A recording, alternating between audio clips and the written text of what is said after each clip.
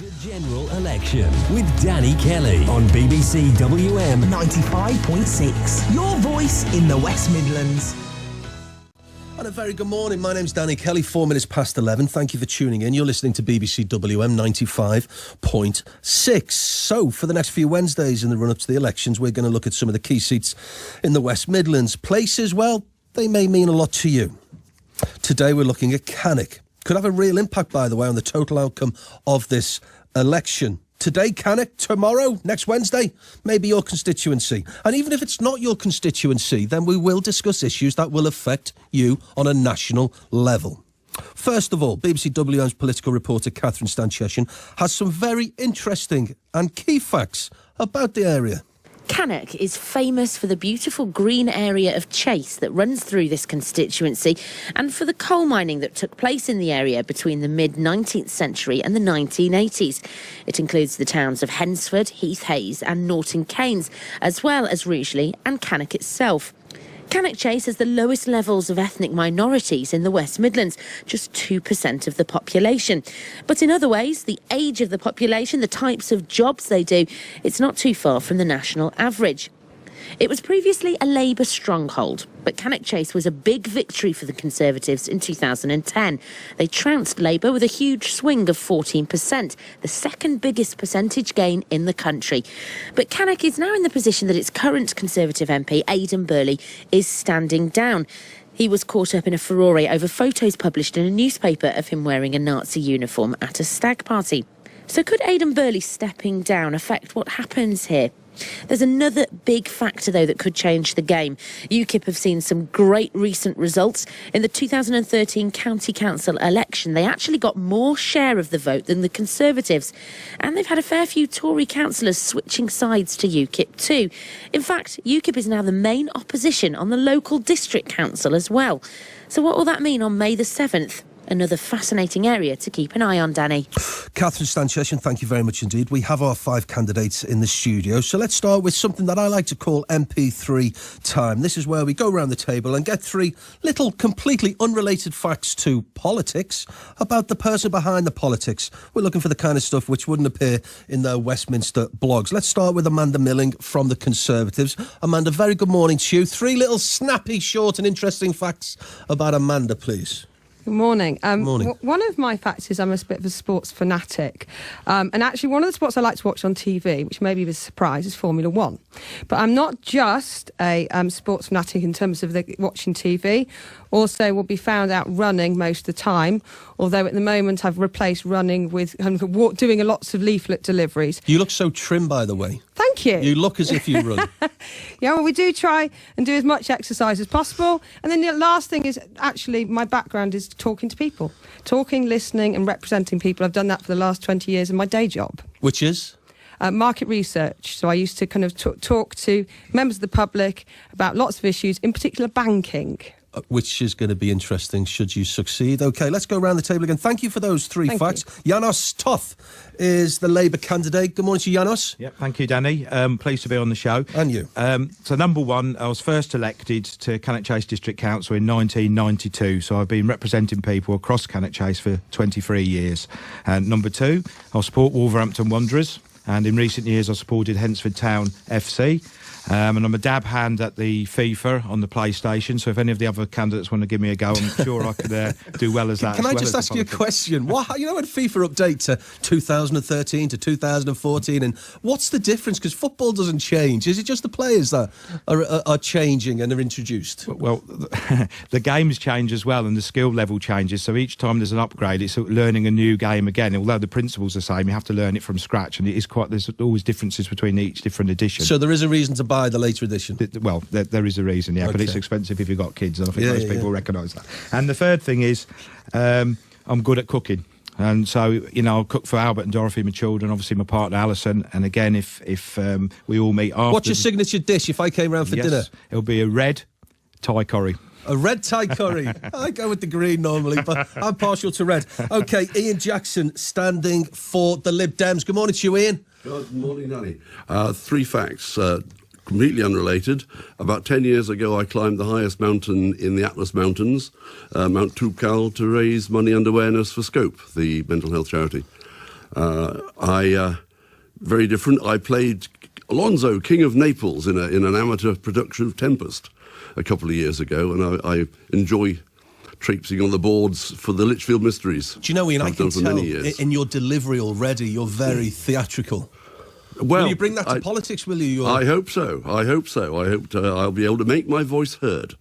And finally, a bit like Janos, I've had the misfortune, perhaps sometimes, of supporting Newcastle United for the last 50 years. It's been marginally more rewarding than Wolves, but not much. No, that's right. There's a bit of a barren spell for, ironically, the last 50 years. Are you from the northeast? Are you? I'm originally from Whitley Bay. Yes, I was born and bred there, as was my wife. OK, let's go over to my right and let's introduce Graham Wiggin, representing UKIP. Graham, good morning to you and thanks for coming in. Good morning. 3 facts about the man, not the politics, Graham, the man. I like flying. I've been a pilot now for, off and on for about 40 years. I'm not very good at it. You can land, can't you? I can land, yes. It's never as good as the takeoff, but... as long as you can land... Yes, you're only as good as the last one, apparently. Secondly, I once nearly drowned on holiday in Spain, which was a sort of strange moment. I thought then that I wouldn't see my youngest daughter again. How did you nearly drown? Oh, there was a chappie that was drowning. I heard his son shouting, and I swam over to him. I don't swim very well. I'm absolutely hopeless at it, actually. And because he grabbed me straight away, we both went down. And on the third occasion, I thought I wasn't coming back up. But we just touched bottom on that third occasion, and he started to relax then. Did you run out of oxygen, run out of breath?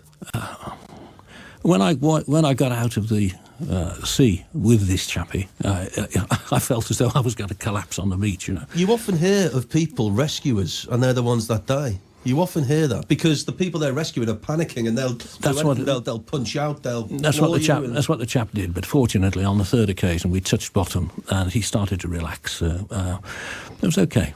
I did see my daughter again, and she saw me, so that's great. And thirdly, I was once in a car on the motorway in the fast lane, and a lorry jumped over and hit me. So that again gives one a sense of perspective. And all three have involved near-death experiences. Not the flying. Inability to land properly, you're nearly drowning and getting wiped out by an Arctic. Okay, yes, Graham, on the edge. It's nice to meet you. And finally, Paul Woodhead for the Greens. Good morning to you, Paul, and thank you for coming in. Good morning. And 3 facts about the man. About me.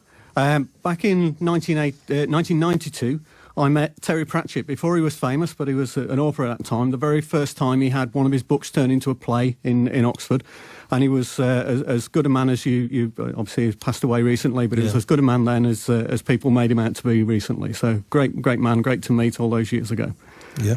Secondly, I was a head chorister in my church choir when I was a young lad, and I passed my music O-level singing an aria from Handel's Messiah and Lyndon Lee by Vaughan Williams. It always stuck in my head. So, is it sticking in your head right now? It probably is, yes. So I may test you later. That's it. Okay then, that's fine. And your third fact? My third facts, like Graham, I have a microlight licence. So just with a wing and a lawnmower engine and the sky. And it's a brilliant feeling. I bet it is. I bet it is. Well, listen, thanks everyone for coming in. I tell you what, let's get down to brass tacks and let's get down to business. Now, we know that the most recent MP, Conservative Aiden Burley, decided not to stand again. He fell out of favour after that incident involving a Nazi uniform and a stag party. And Mr Burley made it clear during his final speech to the Commons last week that he's not exactly sad to be leaving. Being an MP does come at a great cost, including being away from home 4 nights a week, working very long hours, often for lower pay than you were earning before, and with constant unwanted and often unwarranted media intrusion into every aspect of your and your family's life. It is a price that was once worth paying, but for me that time has now passed, and I now look forward to new challenges, greater freedoms, and a life outside this madhouse. Now, not exactly a ringing endorsement for being a Member of Parliament, so let's just throw it over immediately to Amanda. Is there a chance that this could damage the Tory reputation and indeed the vote? One of the things that I think we need to really look at and talk about is actually what has Aiden and the Conservatives achieved in the last 5 years. Because actually, if you take kind of some of the facts, unemployment's down.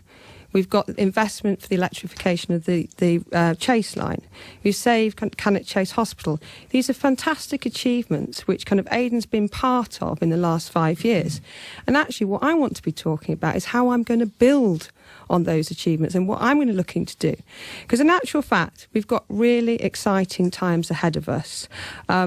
There's a potential, there's the investment project in Rugeley, for instance, coming up, which will kind of really kickstart and be the springboard to kind of homes and business regeneration. Are you worried, though? Because people listening to that clip will think, well, and quote unquote, well, it's a bit of a spoiled brat attitude, though.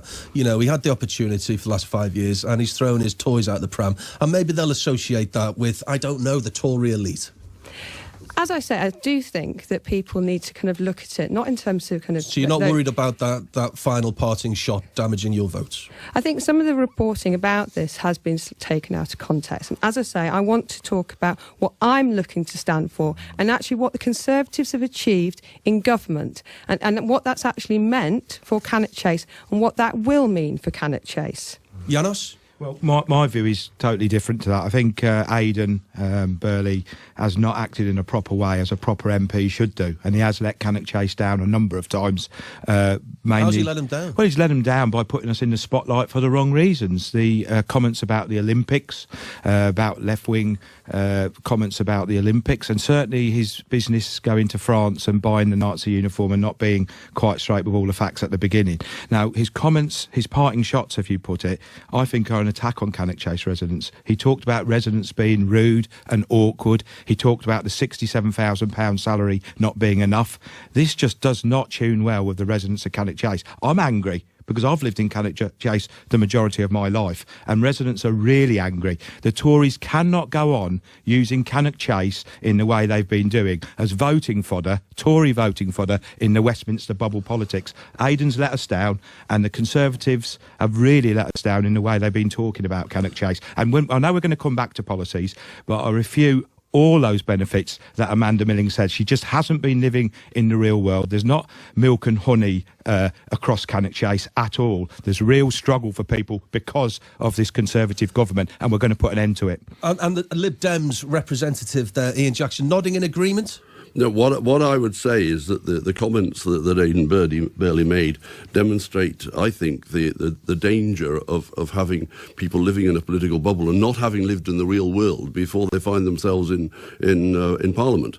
I've been involved in politics one way or another for over 40 years. My wife always said I took a leafleting on the first date. And I've been a district councillor. I've been a leader of the group on district council.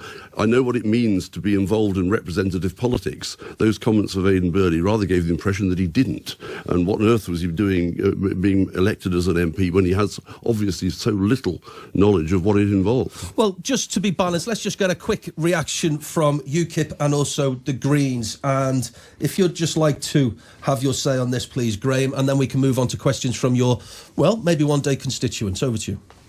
Thank you very much. I don't want to slag Aiden Burley off. I think his actions carry a result for the Conservative Party, and it is going to be regrettable for them.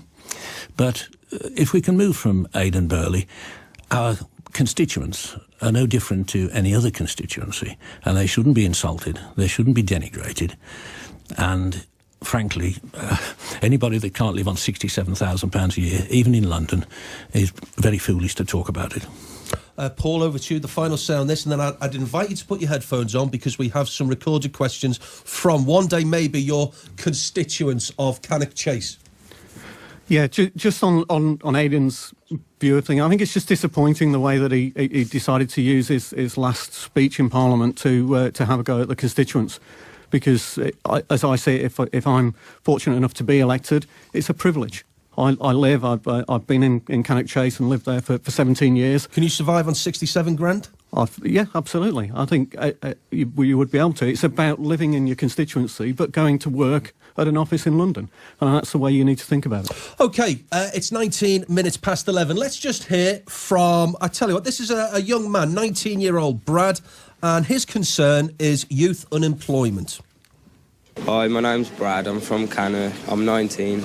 It's hard for young people to get jobs around here. What are you going to do about that? OK, so that's Brad. He's 19. It's hard for young people to get jobs round here. What are you going to do about that? Very short and blunt there. And let's, where should we go? I tell you what, let's start with UKIP. Graham, how are you going to get Brad a job? He's 19, fairly disillusioned. Well, one of the things that we have to do with youth unemployment is realise that some of them are leaving school without the right skills. We need to address education.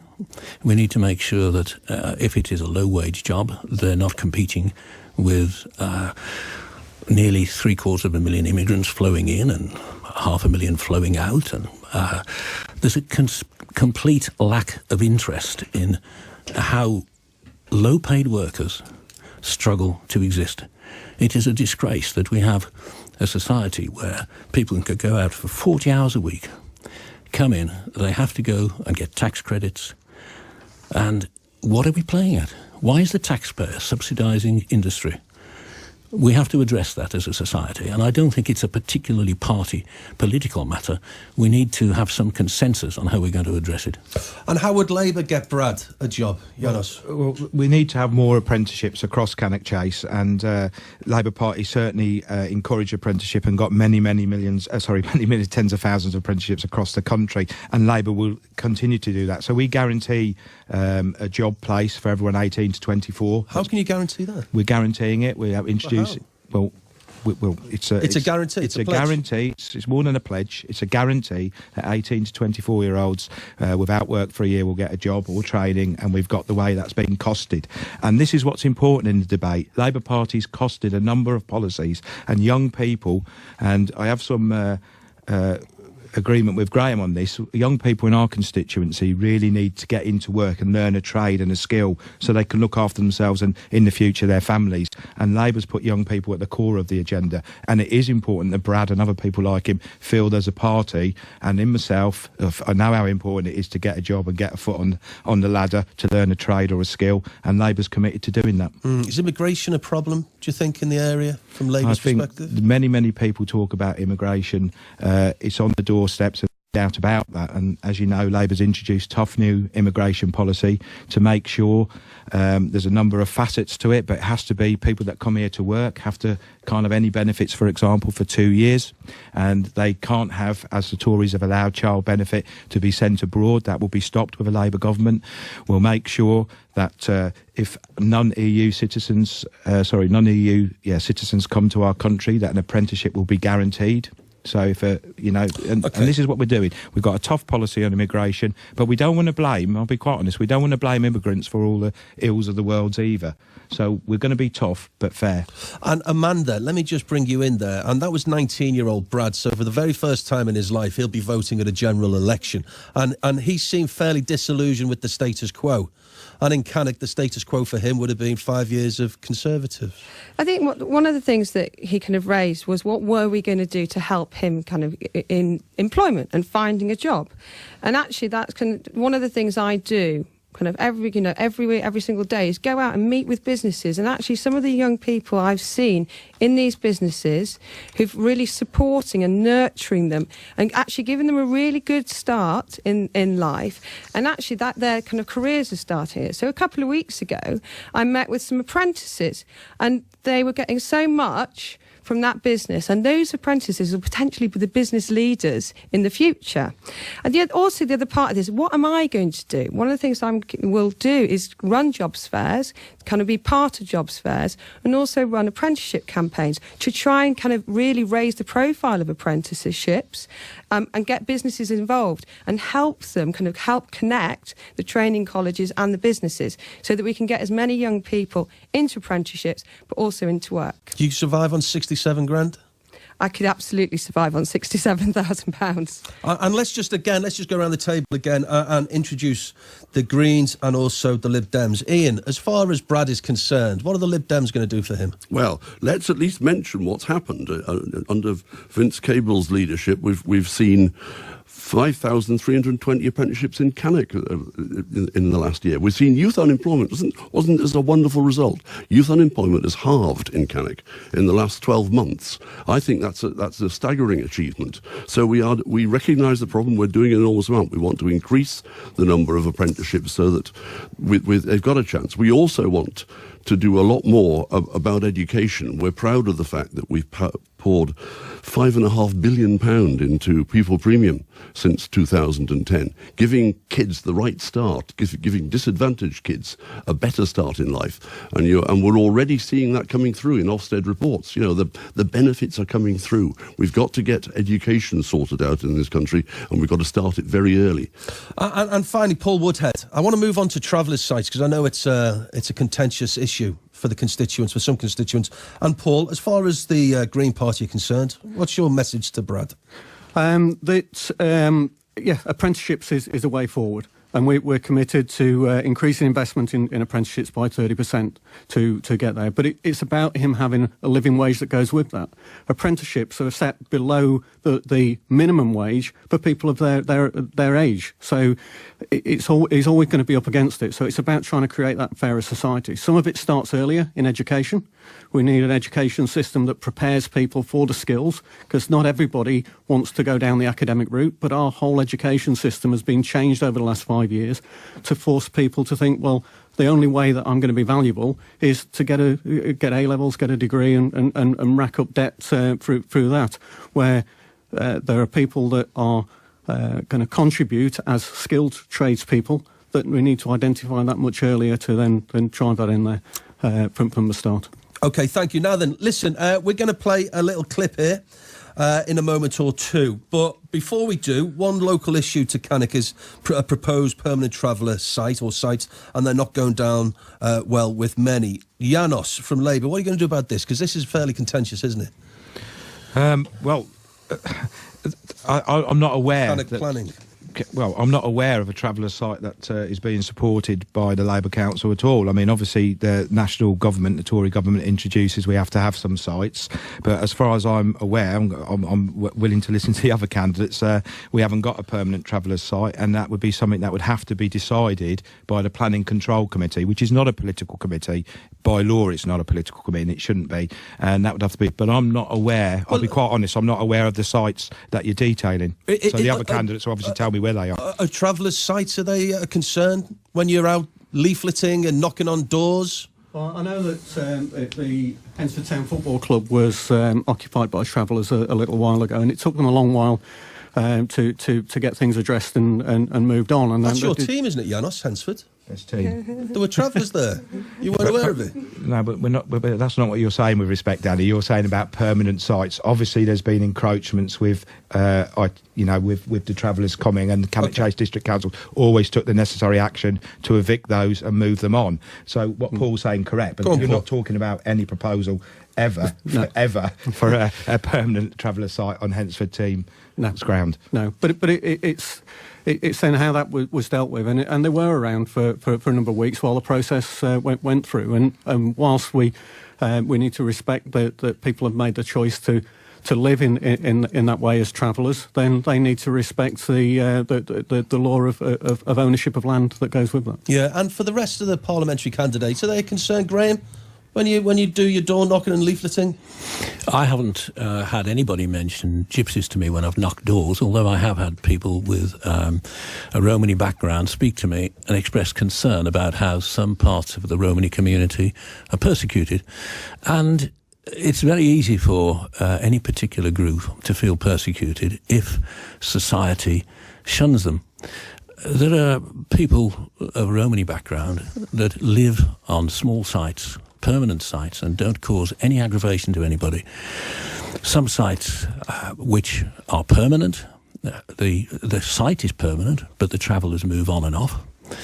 As far as Cannock is concerned, whether we have additional ones forced on us by the government is a different matter.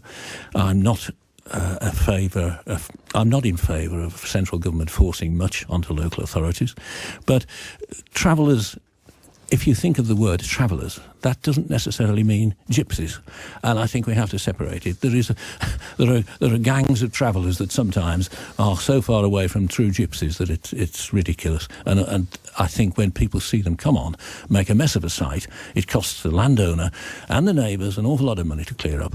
There's obviously discontent. It's the former Kingswood Colliery in Watling Street, housing up to 28 caravans, 14 pitches.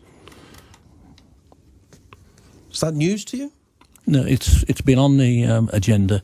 It's on the websites, and it's so far been discouraged by the council planners. Whether the government force it through, I'm not sure. Ian? This is nothing new, of course. It's been national policy to require local governments to provide sites for travellers for at least the past 12 or 10 years. If Yanis is blaming the Conservatives, I think he's probably blaming Margaret Thatcher in this case, because it's definitely blame her. Yeah, well, that's another matter. Yeah. But it's been around for a long time. It is news. But we all know. I haven't picked this up on the doorstep, and frankly, okay. we have sites, local sites, where there is no trouble at all. In fact, it helps, frankly, if you've got permanent sites. All right. Well, listen, we're going to break for some news and also some traffic and travel. Then we want to talk about the NHS, and there's lots more questions coming in from the constituents of Cannock as well. We'll get our teeth stuck into that. They want to talk about education as well and commuting. Let's get the very latest talking about commuting. Let's get the very latest on the roads. Here's Liz. Your travel news in the West Midlands. BBC WM 95.6. Thanks, Danny. It's still a bit congested around Burntry traffic lights in Dudley. New Birmingham Road has a lane out as a water main has burst near the supermarket, although traffic is generally squeezing by without too much of an issue. So you head around Kings Heath, it's congested on the High Street. Through Harborne, stop-start on the High Street there as well, around York Street. Well, there are roadworks which continue around there, and the temporary lights are causing delays. The accident has been cleared from the M42 as you head towards the M6 interchange. The M6 is looking all right for the moment. Through Hagley is very slow going once again on the A456 around Worcester Road. There are roadworks there, and that's adding to the general congestion in the area. If you can update us, call BBC WM 95.6 travel 0330 123 3550. On FM. Freeview, digital radio, and online. your voice in the West Midlands. BBC WM 95.6.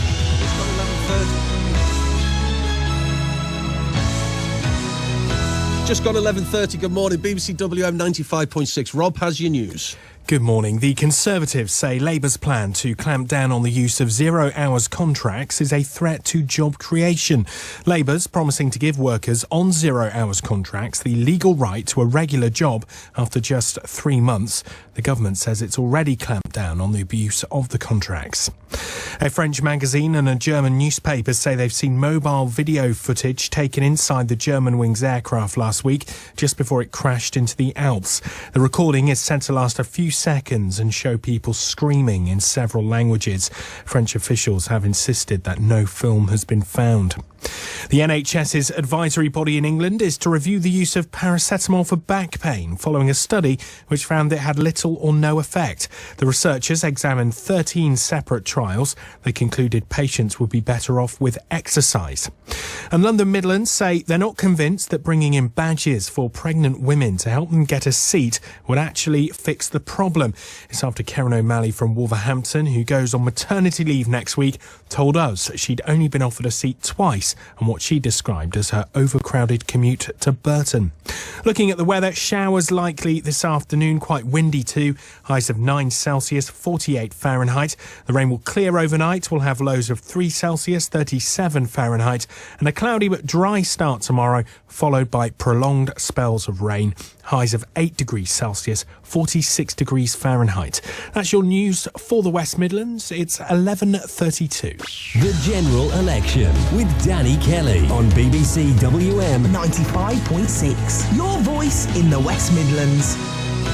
Okie dokie, 27 minutes to midday, and in the studio, let me just introduce once again, and we're talking Cannock, and every Wednesday to the run-up, May the 7th, just round the corner, of course, we are going to hold a little debate in the studio. And if it's not your particular constituency where you live, then don't worry, we will be discussing not just the parochial issues today of Cannock, we will be discussing the national issues as well, which concern us all. And on my left, we've got Paul Woodhead, Green Party, Janos Toth. Where's the name Janos from, Janos? My dad's Hungarian. Hungarian, representing Labour. Ian Jackson, originally from the northeast. And you migrated down here 40, 50 years ago, Ian? I spent 13 years in Scotland and then moved to Lichfield 25 years ago. OK. Amanda Milling, representing the Conservative Party, and also Graham Wiggin, representing UKIP. Now then, without a doubt, the biggest topic from people who Catherine Stan-Cheshin spoke to in Cannock is the NHS, both locally and nationally. Hi, my name's Erica. I live in Cannock in the town centre, and I'm just wondering what future plans for the NHS are and if there are any plans to cap the amount of privatisation of services. I feel like there's been lots of cuts and capacity's going down, so it looks like the private provider's going to swoop in as a big hero, but it's a result of the cuts that the services are really struggling at the moment. Hello, this is Mrs Smith. I live on Chadsmore. What I want to know is what is being done about the NHS. It has gone down and down and down. Stafford Hospital never ought to close. It is a disgrace. What are you going to do about that? Well, where shall we start? We have the Tories or we have the Lib Dems. Where shall we start? Who's to blame? I see you're distancing yourself from this one. Ian, Janos, I tell you what, let's start with Labour. Well, who's to blame? The NHS in crisis. The NHS is in crisis, but the NHS in Cannock Chase is in absolute freefall downwards. And it is, without any question whatsoever, the Conservative-led government that's allowed this to happen. And we've had a massive disadvantage, and the residents there were quite right. And Mrs Smith is from my own ward in Chadsmore, but across the whole of Cannock Chase, from Rugey, Hednesford to Cannock, one thing that features is a cutting in vital services in the NHS. And we start at Cannock Hospital, for example, the minor injuries unit, the hours have been slashed in half. At Stafford Hospital, we've had a leaked report, but it says there that Stafford Hospital, and it's important to note this, should become a rehabilitation and elective surgery centre. Why was it that Gordon Brown felt it necessary to apologise for what happened at Stafford Hospital? Well, the Labour message at the moment is that it's all the Conservative or the coalition's problem. It's not. The problems at Stafford were long-standing and they started on the Labour watch. I'm surprised a Liberal Democrat says that, because that's not what Liberal Democrats from Cannock Chase are saying. What we're seeing is an attack in Cannock Chase on the NHS, and we can look at the A&E at Stafford Hospital, which has been reduced. There's no overnight A&E. Hang on a minute, Paul. There's no proper provision at accident emergency hospitals for people from Cannock Chase. And in Hednesford, where you live, Paul, I've had reports of people having to go to Stoke Hospital, catching local buses to get up there. And we've got A&E at the Walsall Manor, at the New Cross Hospital in Wolverhampton, at Stoke, and at the Burton-upon-Trent Hospital, the Queen's Hospital. People are waiting 10, 11, 12 hours. You cannot access your GP in the normal procedure, not within 2 days. Some people waiting 4 and 5 days in Cannock Chase. And we're seeing people, and it's across the whole constituency. These Conservatives, I'm surprised the Liberal Democrats are positioning themselves together, because that's not the view of Liberal Democrats in the council chamber that I've spoken to. We're saying we need change. We need the NHS properly provided for in Cannock Chase, and it's unacceptable what Amanda Milling, her Tories, Aiden Burley and Cameron have done to our people in our area. And I'm passionate about this. It is the key issue. I respect what you're saying, Ian, but you're not from Cannock Chase. People have had enough of it, and we're going to change it. Why is it that it is, as far as I can see, only the Liberal Democrats so far that have guaranteed that they will meet the £8 billion funding gap that's been identified by the chief of NHS? Well, OK. The Liberal Democrats guaranteed that tuition fees wouldn't go up, and they trebled. And so I wouldn't believe a thing that Liberal Democrats say. Well, I'll come back to you on tuition fees, if I may, because there's a narrative there. But if we just talk about the NHS, which is what we're talking about at the moment, there's going to have to be an enormous amount of work on the NHS over the next 5 years. Stephen's report identified, in fact, a 30 billion gap in funding for the NHS, of which he said 22 billion could be met through efficiency. That sounds like a heck of a lot of efficiency. Amanda Milling, conspicuous by your silence. Yes. No, I'm quite interested in listening to this debate, because, let's go back to mid-staffs. That was under Labour. That was under a Labour government. All of those issues, and they chose to kind of try and ignore it. So actually, we've been having to deal with things which actually happened under Labour. And you talk about kind of saving the NHS. What we need is a really strong economy in order to be able to kind of provide the basis for the NHS. And actually, it's the Conservatives who are looking at it and saying, actually, you know, we need to be able to build on where we've got to in terms of the economy in order to be able to continue to invest and provide those services. Amanda, the Conservatives want a smaller state. But the reality is we're getting an older population. We need more investment in, so we've got to invest in the NHS. And whether it's you guys trying to make it a smaller state or the Labour saying that they're happy for 5% of the NHS profit to go out to private businesses. No, we're not. Yes, you are, and that's your policy. We cap it at 5%, which means you're happy for 5% to go out. So your interpretation. So, and you guys were the ones that listed the 3 private providers that were running Hinchinbrook. It was a Conservative. It was. You put Circle on the list of 3 private providers for Hinchinbrook. Can I just say, Paul, I'm really surprised at Paul, but let's put it like this. When the Tories first came into Cannock, and it was the second biggest swing, as your presenter said earlier, Danny, we had to have a fight on our hands to save Cannock Chase Hospital. It was the Labour Party at the forefront, together with the communities of Cannock Chase, Rugey and Hednesford, fighting to save Cannock Chase Hospital. And we were, in the end, we saved the hospital. Aiden Burley, let's just get this straight, Aiden Burley talked about selling Cannock Chase Hospital or making it a private limited company. That's the kind of conservatism that we've had in Cannock Chase. And I thank the communities of Cannock Chase. I've represented communities in Cannock Chase for 23 years. I don't need lectures from shipped in, parachuted in Tories from Lancashire, quite frankly. We saved our own hospital, and we did it because the people of Cannock Chase rallied together. And I accept that Graham was part of those people, part of the constituency. We've saved that hospital. We now have another fight on our hands. First of all, Stafford Hospital. And Amanda, Aiden led that campaign. And secondly, can I just put you straight? Aiden Burley wanted to sell the hospital. I am not from Lancashire. I am from Burton-on-Trent, which you'll find is not very far away. Why did you use that just out of interest? And also, I won't be parachuting anywhere because I don't like heights. Why did you use that Danny, just out of interest? I'll say quite clearly why I used it. Because we had a parachuted MP in from Hammersmith and Fulham, Aiden Burley. He's let down Cannock Chase. Even Conservatives, and I've lived in the community for a long time, even Conservatives condemn the nonsense. I think Graham summed it up probably better than me, some of the things that he's done that are wrong. And now we have a new candidate, a new Westminster bubble candidate from Burton-on-Trent, actually from Rossendale in Lancashire. And we don't want the same thing happening again. Can we return to the NHS? Yes, here's Graham from UKIP. Hi, Graham. Yes, hello. The NHS was the nub of the question, and the problem is we are demonstrating today what is wrong with the NHS, and that is that the politicians keep throwing it about, slinging it from one side to another. The people that work in the NHS are absolutely fed up of politicians coming and giving them new management from the top down. UKIP's policy is to return, as the Health Federation request. The Health Federation have sent something out to all of us in the last week. They want hospitals to be run by local organisations. That's UKIP's policy. We're also going to put an extra $3 billion into it by not giving the European Union stupid membership fees. But Graham, $3 billion isn't enough, though, is it? Of course it isn't. But in the end, let's try and think about the NHS. Yeah. And that's why we want a wholly public-owned NHS with no private providers, without the internal market, so that they can work together. Well, I have no axe to grind as to who provides the service. All I want is an efficient service, and the best people to run that are the local people. I think I would agree with Paul on that. The key issue for the NHS is that it is free at the point of use.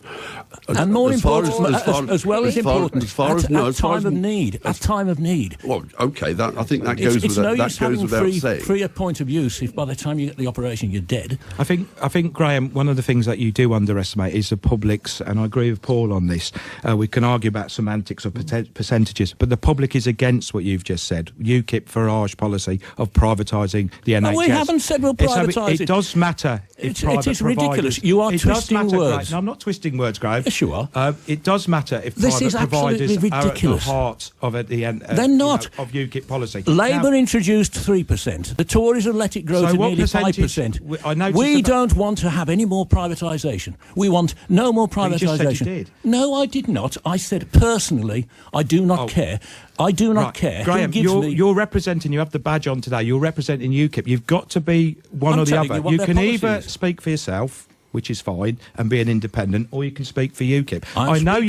I'm speaking for UKIP when I tell you that we want it free at point of But use. personally, you wouldn't have a problem if it was more privatisation. If somebody saved my life, I couldn't care less who saved my So, life. okay, But we are not going to have a free NHS I know, at point not of with- use if we Okay. allow stacks of people to have profit out of it. It's not going to happen, is it? We don't want it. The nation doesn't want it. But I don't have an ideological block about it. All I want is a free NHS. Okay. And we must stop this silly, pathetic arguing that drives the staff mad. One thing that is unresolved from the last 5 minutes is where you're from, Amanda. We're still having this discussion. Are you a Lancashire lass? I am. I was born and brought up in Burton-upon-Trent, which you'll find is in Staffordshire. Okay. Just to be very clear, I did live in Lancashire, but I am from Staffordshire, and I'm more than happy if I need to get my birth certificate. This is Or like maybe to Obama get- now. President Obama was challenged to prove that he was from I America. don't think anyone's asking Amanda for her age. That's not relevant. Well, I'll give you that as well. I think it's on Facebook because I did actually Okay. celebrate a big birthday recently. And it's your 30th. Oh, you say the right thing. Okay, let's move on. Say 20. Let's move on. Cannock Chase seems to have a problem with the number of shops which are closed down in the town centre. Local people concerned that the new outlet development at Mill Green is going to make it worse. Amanda Milling, back to you. You're the Conservative candidate. How are you going to make sure that this works for everybody, both businesses and local shoppers? Because it can mean the death of many a town centre as successful out-of-town retail park. In my mind, that the two things are very, very different. And I know where everyone's coming from in terms of town centres. And I think one of the things we need to do is get together, all groups together to see what can we do in terms of the town centre to be able to kind of really boost it.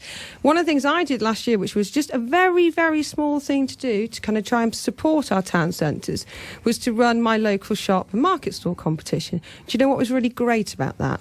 Was the fact that the 5 winners were such a broad range of shops and market stalls, and from the most established, those who've been there for the 30, 35 years, to also kind of new shops, whether that there was the wool shop in Hednesford, there was a gift shop in Rugeley, and a cafe in Cannock. So a whole range of different things. Janos, you're pointing to your chest. I don't. What's this sort of body language? Well, we've got a new campaign shop in Hednesford as well, and Amanda's just forgot to admit it. Yes. Well, I thought when you were pointing... We've all got to recognise that there are significant changes going on in society, and these are affecting our town centres. People are increasingly shopping on the internet. People want to be, like going to outlet centres. They like going to large commercial parks, like, for instance, Ventura Park in Tamworth, which has been a great success. We've got to think of new uses for our town centres. We all want to see them revitalised.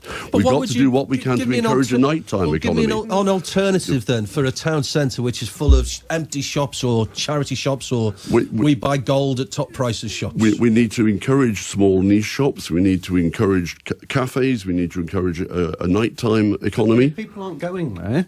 And that's the concern with one of the concerns with Mill Green. There's an environmental and ecological question with that. But if people aren't going to go to the town centres because they're going to go to Mill Green, and all the traffic that's going to cause getting past Poplar's landfill, which I'm sure Janos will want to talk about separately, but getting past there will be a nightmare. So one of our policies is that if there are things like that going to be happening, they've got to happen in the right place. They've got to be balanced with where the community needs it.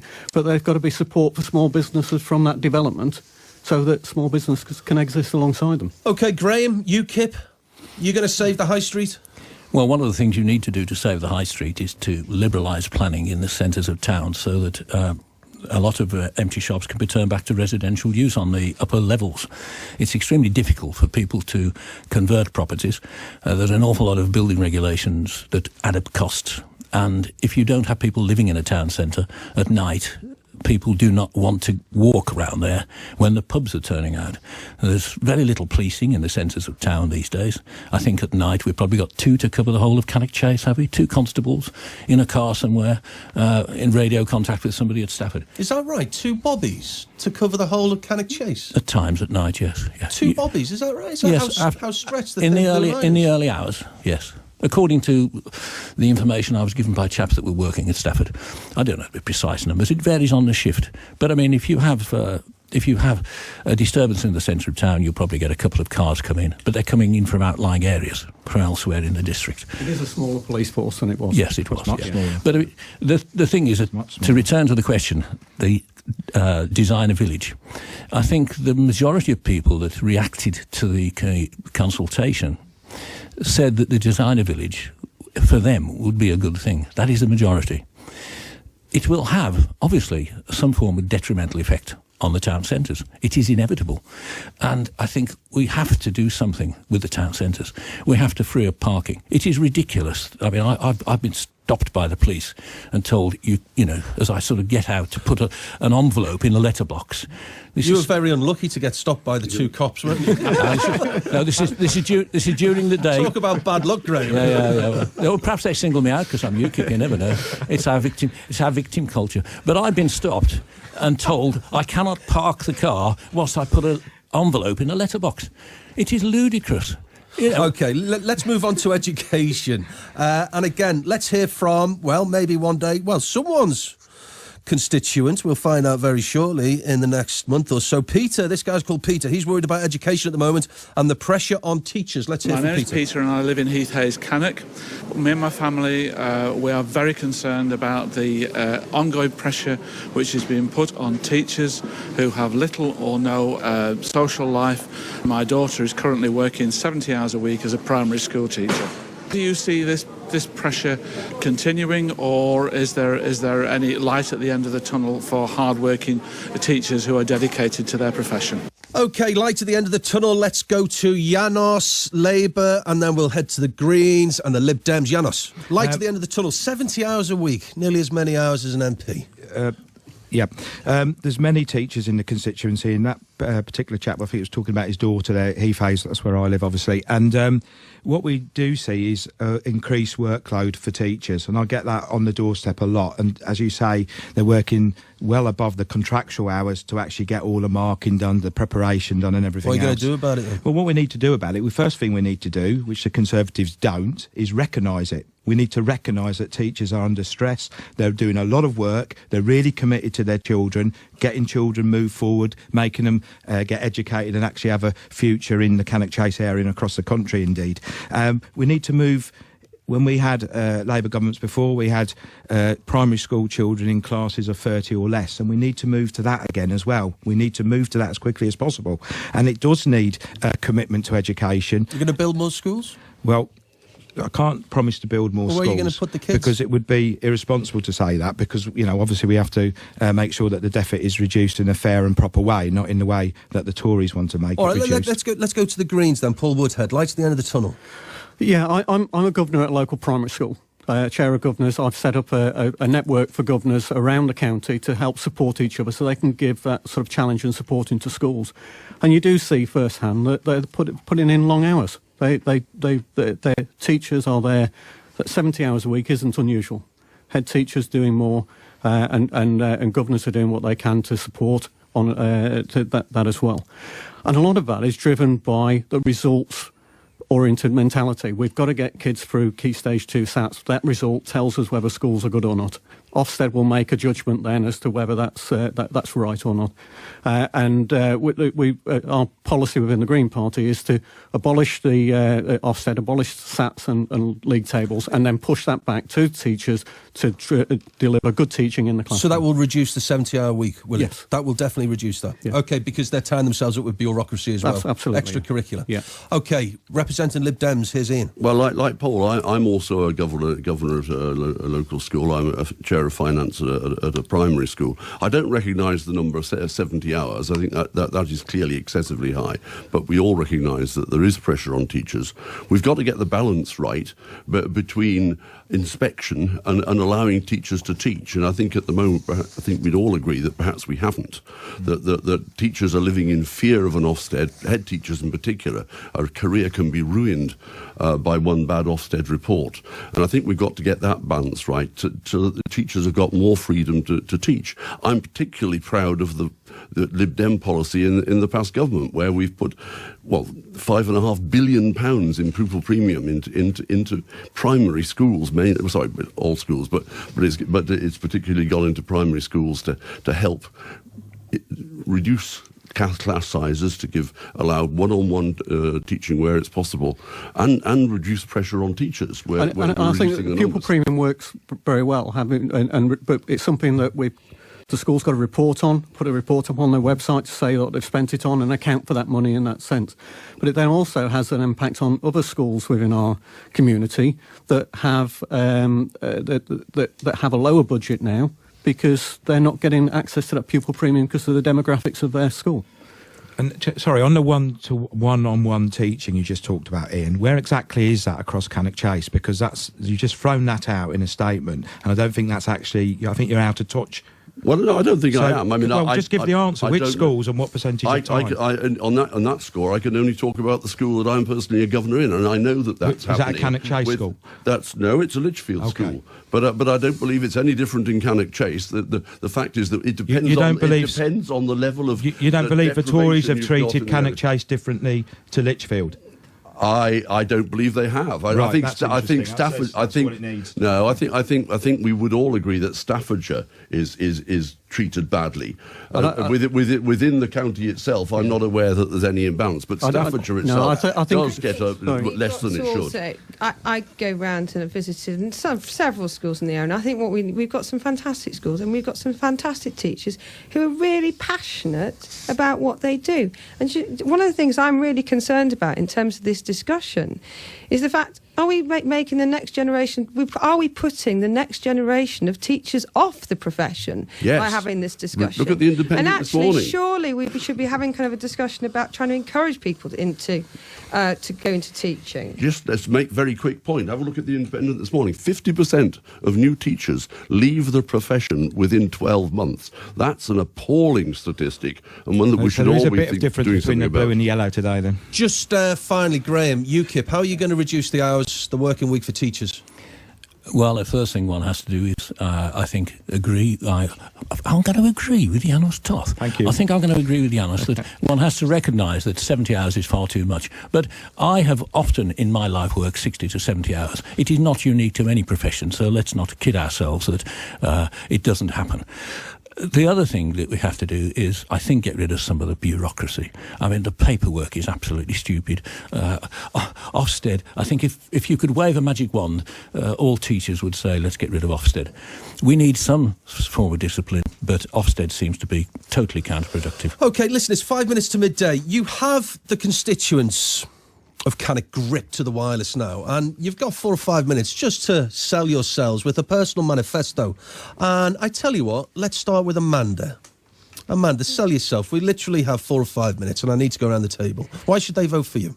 Well, I think we've clarified where I was born and brought up now, Burton-on-Trent, and in Staffordshire. But my main thing is, look, we've achieved a lot in the last few years here in Cannock Chase, and there's a lot more to do. And actually, I think we've got really exciting times ahead of us. If you're going to go around the area, you look at the business parks, you look at that developments, we can do so much more, and that's what I want to do. I want to make sure that we are well and truly on the map and getting the investment we deserve. We literally have 30 seconds for each candidate. Janos, representing Labour. Why should they vote Labour? Well, my local plan is clear. It's to fix the NHS in Cannock Chase, because it's been run down, to bring in new companies into Rugeley, Hednesford and Cannock to make sure they're successful, to build new council homes across our district, because there's a massive need. How many are you going to build? We're building 125 now. If I'm elected, I want to build hundreds more with a Labour government, and to bring in more affordable homes for people to buy, and to keep Cannock Chase Forest a publicly owned forest, because the Tories tried to sell that off, and I will never support selling the forest off, so we need to do that. If we're going to develop a stronger economy, a fairer society, which gives greater opportunities to all our youngsters, then we need to have a party you can trust on the economy. We know we can't trust the Labour on the economy. They're still trying to work out how they got it wrong last time. We've got a Conservative government that is flirting with the idea of leaving the European Union. That would be an economic train crash. Only the Liberal Democrats are offering a party that will work to create a stronger economy without the negatives. OK, Paul Woodhead, and then we'll come to UKIP's Graham Wigan, representing the Green Party. Paul? Yeah, I think that Cannock Chase needs a Cannock Chase resident that's going to fight for them, and that's what a Green Party MP will do. That's what I will do. We will deliver a living wage, which for the minimum wage, we'll fight for the NHS to make it wholly a public-owned, public-run organisation, and do that in an ecological and environmental way. OK, and Graham Wigan, representing UKIP. Thank you. I've lived in Cannock for 50 years. The NHS has saved my life. It will save lots more in Cannock. We will look after it. We'll put extra money into it. But I think we're skating over what Ian just referred to, the EU. The EU costs us a fantastic amount of money. We cannot solve our immigration problems without getting out of the EU. They will not let us run our own policy. We need to come out, and it will not cost us a lot of money. OK, well, listen, thank you. Well, listen, thank you. I can assure you it is. The debate will continue after midday. Can I thank you very much indeed for coming in? I've really enjoyed meeting you all, representing the Greens, Paul Woodhead.